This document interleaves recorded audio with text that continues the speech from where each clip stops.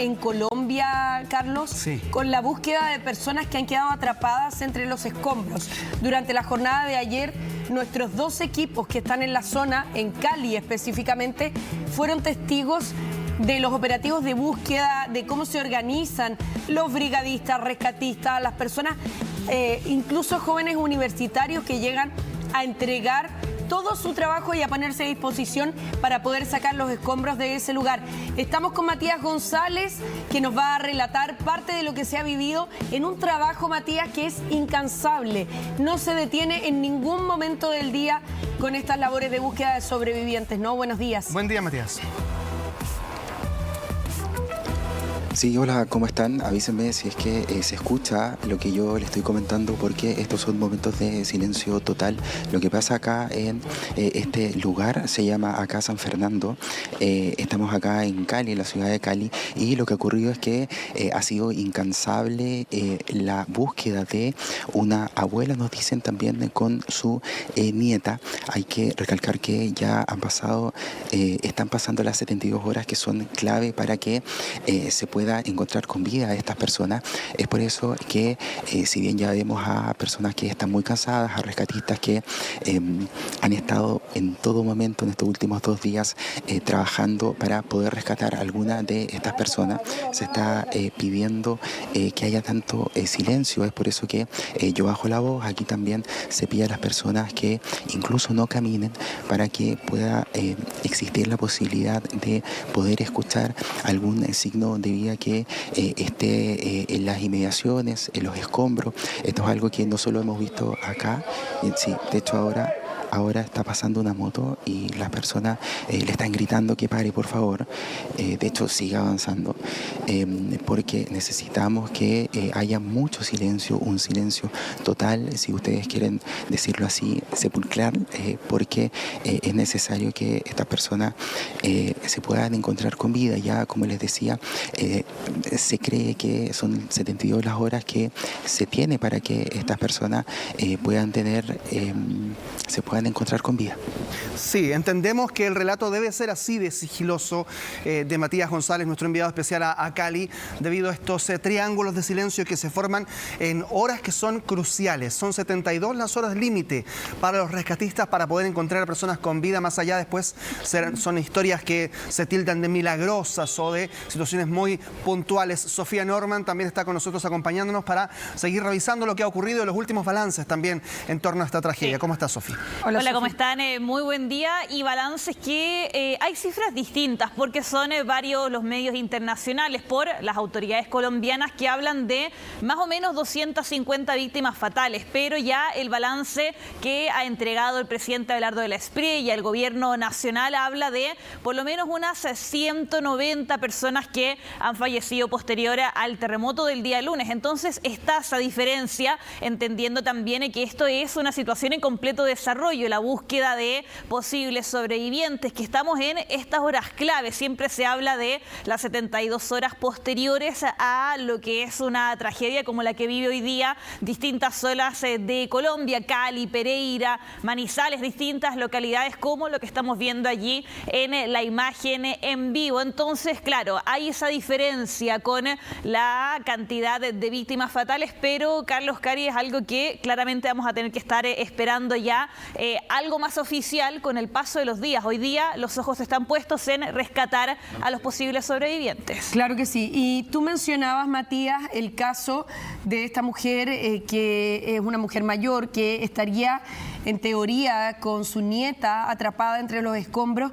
¿Se ha logrado mantener la comunicación con ella en estas horas? Y preguntarte si este es el mismo caso del que se daba cuenta ayer por la tarde.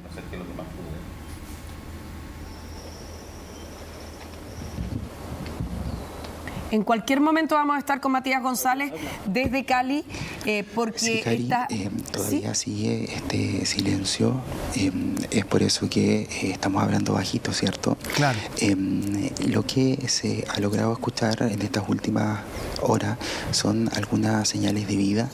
Recordemos también que esto tiene que ver con que quizá pudo haber sido un sonido de otro sector, quizá pudo haber sido un sonido de los mismos rescatistas, pero ya llevamos largos minutos en los que estamos esperando que haya otra señal de vida, ¿cierto?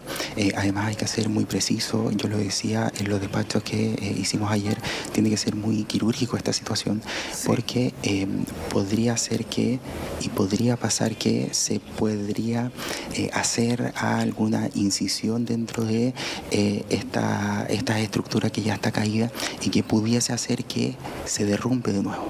Sí, Mati, vamos a mantener la imagen allí y te vamos a dar tiempo también para guardar el silencio necesario que te han pedido allí los rescatistas en una situación muy compleja, muy crítica además, porque por supuesto que hemos vivido desde todos estos días el relato y el testimonio de rescates hasta ahora, muchos de ellos con vida, y eso también tiene que ver mucho con la expertise y la necesidad de hacer este mismo tipo de operativos en todos los lugares. Es que la exigencia aquí es máxima desde dos puntos de vista. Uno, de tres, de mantener la comunicación con las personas que han quedado atrapadas, de que esas personas tengan estabilidad psicológica o apoyo psicológico para enfrentar lo que significa haber quedado atrapado varios días en ese lugar. Y en tercer lugar, Sofi, evitar que se derrumbe la estructura donde ellos están trabajando. Sí, de hecho, bueno, acá hay expertos, hay equipos expertos de rescate en situaciones como la que se está dando hoy día. Hay un caso, si es que podemos mostrar también la imagen, manteniendo la imagen en vivo desde Cali, de uno de los rescates que se dio durante las últimas horas, que es el caso de Daniela, una mujer de 32 años que llevaba ya 36 horas bajo lo que alguna vez fue su edificio. Ahí estamos viendo el momento en que sacan a esta mujer. 10 horas demoraron en sacarla desde que la encuentran, desde que escuchan esa prueba de vida, hasta que finalmente en horas de esta madrugada, allí la emoción lo podemos ver claramente de los bomberos colombianos, los equipos de rescate, cuando logran sacar a esta mujer, Daniela Largo Sánchez específicamente, que es uno de los casos que pone la esperanza también en todas esas familias, como lo que está mostrando Matías desde Cali, de poder encontrar a sus seres queridos bajo los escombros. Hemos visto varios casos durante la última jornada, porque allí es donde se está enfocando toda esta labor. Hay ciertas críticas, eso sí, porque varios países han confirmado que ellos ofrecieron equipos humanitarios, rescatistas a Colombia, pero que el gobierno les dijo que querían ayuda humanitaria, más no los equipos en terreno, y eso lo están criticando bastante allí los colombianos, que exigen que sea mayor el despliegue para que además puedan descansar estos equipos. Claro. Vamos a ir con Rafael Cavado, nuestro compañero que también está en otro punto de la emergencia allí en Colombia. Estamos contigo, Rafa, ya te estamos viendo. ¿Cómo estás? Hola, Rafa. Hola, Rafa. Hola, buenos días, ¿cómo están? Estamos aquí en la calle Quinta con la 44 en Cali, también donde estuvimos ayer toda la jornada desde las 9 de la mañana hasta las 9 de la noche con gente tratando de encontrar personas entre los escombros. Estaba confirmado ayer en la noche que habían al menos 2 personas con vidas. Una de ellas es una señora María, que ahora hace unos 4 minutos pidieron silencio total acá y preguntaron si ella podía escuchar y que emitiera algún sonido o golpeara algo. A diferencia de lo que hay ayer, ya no están las retroexcavadoras que sacaban escombros, se ha despejado todo el área y hay sí una grúa de enormes proporciones que colabora con la sacada, con el retiro del material más pesado. Lo que pasa, bueno, esto es frecuente acá, se ha escuchado durante todo el día de ayer y la noche, pese a que había estado de excepción, toque de queda, se ha escuchado el ulular de sirenas que pasan a cada rato, todas ellas de ambulancias. No hemos visto, salvo 1 o 2 veces, de bomberos. Pero les decía que las tareas aquí continúan, que en estos momentos están tratando de detectar si hay algún ruido, algún sonido. Están dando instrucciones, me parece que el jefe de la brigada. A diferencia de lo que ocurrió ayer, ahora ya hay aquí una 50 de personas. Cuando terminamos ayer en la noche había el doble de gente y se ha trabajado durante toda la jornada nocturna retirando los escombros y ampliando los huecos, los hoyos que se han hecho en la placa de concreto para tratar de ingresar por este lado, ya que el otro parece ser demasiado riesgoso. A ver, déjame escuchar qué están diciendo. Ha sido una constante también estas... Aparentemente hay una solicitud también de silencio, es lo que entendemos, porque cuando suenan esos silbatos muchas veces también viene el puño levantado por parte de los rescatistas. Eso no lo estamos viendo ahora. Rafa, si nos puedes contar qué es lo que está ocurriendo, pero aparentemente tenemos allí un movimiento muy cerca de la zona donde tú estás en torno a ese rescate. Tengo la sensación de que una persona que había entrado entre los escombros salió e informó de algo y ahora están dando instrucciones.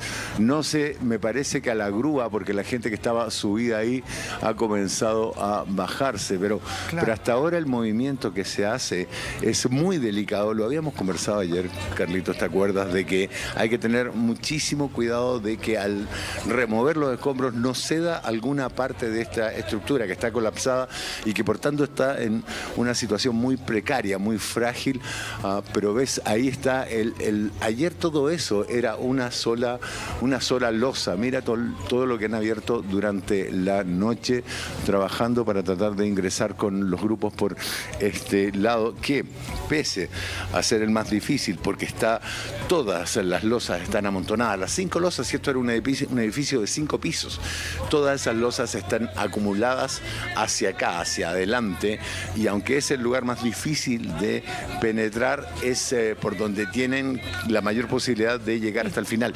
Tú hablabas recién, Sole, me parece, de la ayuda internacional. Hoy me han informado que hoy día podría llegar, podría llegar alguien de Chile, por lo menos Jonathan, a quien lo vimos trabajando en Venezuela, que traen equipos especiales, lo que se llama, por ejemplo, expansores. Déjame ver, están tirando algo aquí con una cuerda, mira. Están retirando escombros que impiden el paso. Sofía, te escucho. Sí, claro, una situación bien compleja. Ahí vemos además lo difícil que es coordinar a todos estos equipos con el silencio, tratar de escuchar a las personas que están entre los escombros y bueno, también lo complejo que es el uso de la maquinaria pesada, porque si bien es súper importante para sacar estos escombros, también puede comprometer lo que decía Rafa, que sacas un pedazo de cemento pero colapsa otro y puede poner en riesgo a posibles sobrevivientes que estén entre lo que alguna vez fue un edificio. Y es que ahí además se ve que es un muro completo. Claro. O sea, uno tiende a creer que el muro se parte cuando cae y no siempre es así, quedan planchas completas, que es prácticamente imposible para las personas que están ahí poder removerlo por sí solo, con la fuerza de, aunque sea un grupo de personas, Rafa, ¿no? Claro. Lo que pasa es que lo que ven ustedes como un muro inclinado es el piso, es la losa del quinto piso, que está hecha de concreto armado. O sea, eso tiene un rejado metálico en torno al cual se pone el concreto. Ahora, una de las cosas que tú nombrabas, Sofía, y que ha sido también una constante, es que aquí, como se coordinan diferentes grupos que obedecen a diferentes iniciativas, por ejemplo, los brigadistas tienen su propia estructura, los bomberos tienen su propia estructura, los rescatistas de otras instituciones del ejército tienen su propia estructura y por supuesto los voluntarios no tienen estructura más que los liderazgos que surgen aquí en el momento. En el instante en que se forma un mando unificado, un PMU, puesto de mando unificado, empiezan a producirse algunos conflictos, algunos reclaman porque han estado aquí trabajando desde el principio, los bomberos tienen mayor expertise, conocimiento, el ejército es mucho más organizado que cualquier otra institución, entonces empiezan a producirse estos roces, ¿no? Que nosotros hemos estado acá todo el tiempo, que ustedes no saben lo que ocurre, nosotros somos los que tenemos el conocimiento, dónde está la maquinaria, dónde está vialidad, etcétera, y en algún momento esto se tornaba una algarabía, imprecaciones, contradicciones, órdenes, discusiones, y ahora como hay mucha menos gente trabajando, esto parece más fluido. También ha llegado muchas más herramientas. Acá estoy viendo palas por todos lados, estoy viendo herramientas manuales. Lo que me falta todavía, hace poco estaba trabajando con una galletera, con un esmeril angular ahí adentro, cortando estructuras metálicas seguramente para poder pasar, que es otro el problema. Otra parte del problema es que cuando esto cede o se rompe, los fierros quedan y hay que cortarlos para poder pasar con más equipo. Hasta ahora nosotros nosotros lo que hemos reporteado acá es que las dos personas que buscaban ayer seguirían entre los escombros. No ha habido ni un solo rescate, aunque trabajaron toda la noche en el retiro de escombros. Claro, Rafa, allí junto a Matías González, nuestros equipos en Cali, seguimos con ustedes. Sofi, pero además es importante entender que esta emergencia le toca a Colombia en un proceso crucial de traspaso de gobierno de uno a otro. Además, un traspaso polarizado que se vio interrumpido. A los 5 días de conversaciones, ninguno de los equipos de un gobierno saliente estaba conversando con el entrante. Y eso también se reflejó la en falta las de comunicación, exacto, ¿no? En las estructuras de emergencia. Tengo entendido, de acuerdo a lo que me comentaban ayer desde Colombia, que el jefe de la unidad de emergencias, el equivalente a nuestro Senapred en Chile, en Colombia, se quedó trabajando en ese lugar, el anterior, durante este gobierno, ante la imposibilidad de que pudiera asumir aquel que ya nombró hace varios días el propio presidente de la Espriella. Claro, sobre todo con una emergencia que tiene que tener una respuesta casi inmediata o inmediata derechamente, que tiene que haber despliegue de equipos, sobre todo de los especializados que pueden contribuir a levantar estos escombros. Claro, habrá que ver cuándo ya empiece a llegar la ayuda por parte de, sobre todo, la ayuda internacional, porque se necesita, acá lo decían varios residentes, revisaba allí las declaraciones que entregaban a los medios colombianos, que necesitan más ayuda de la que hoy día está llegando de fuera de la región más afectada, de Bogotá, también de otros sectores allí del país cafetero. Una situación bien compleja que claramente vamos a seguir monitoreando con nuestros equipos en terreno. Cali, una de las zonas más golpeadas por este terremoto 7,4 que ha generado todo este desastre. Además, en un contexto político muy difícil, un presidente que lleva pocos días de haber asumido la administración. Ni siquiera una semana, 3 días cuando se produjo el terremoto, y distinto es tener que asumir un proceso de reconstrucción a un proceso de búsqueda de sobrevivientes. Claro. O sea, ni siquiera tenía, ya lo primero es difícil, esta labor de buscar personas entre los escombros, aún más para un gobierno que recién se está instalando. Rafa, muchísimas gracias por contarnos todos los detalles. También a Matías, vamos a estar en permanente contacto. Si hay novedades nos avisan y volvemos de inmediato a Cali, en Colombia. Muchas gracias. Sofi, pero a las 7:16 de la mañana.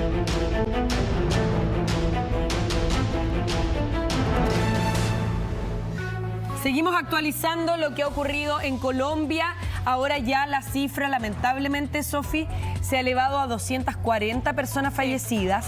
Y tenemos aquí la imagen en vivo de Cali, donde siguen las labores de rescate para encontrar sobrevivientes. Claro, porque hemos estado hablando desde el minuto en que ocurre este terremoto el día lunes, que siempre las 72 horas son las más importantes para poder encontrar a gente con vida. No es que después de eso no vaya a haber sobrevivientes entre los escombros, pero sí es el momento más importante para poder encontrar aquellas señales de vida, con todos estos equipos en terreno que están buscando, de acuerdo a muchas veces lo que dicen los propios residentes, que saben que sus familiares estaban en la casa al momento del terremoto, que pueden ubicarlos más o menos en el espacio. De allí es labor ya de los equipos especializados en poder determinar entre lo que alguna vez fueron edificios dónde están aquellas personas. Ha habido algunos casos durante las últimas horas de gente que ha sido rescatada tras casi 40 horas, así que la esperanza todavía sigue allí en el territorio colombiano. Rafael Cavada nos está llamando nuevamente en horas donde además es importante la ayuda incluso de la ciencia, ¿no? La ingeniería de cálculo, que está preparada justamente para edificar muchas veces, la ingeniería civil, también está preparada muchas veces para esto, pero se requieren muchas manos y cabezas en ese sentido también en los distintos focos donde se está desarrollando la emergencia. Rafa, estamos contigo. A ver, sobre lo que ustedes dicen, aquí se ve palpable en terreno. Esta brigada que nosotros hemos visto trabajando cuenta con liderazgos personales que, como se quedaron toda la noche, tratan de imponerse a la gente que tiene más experiencia.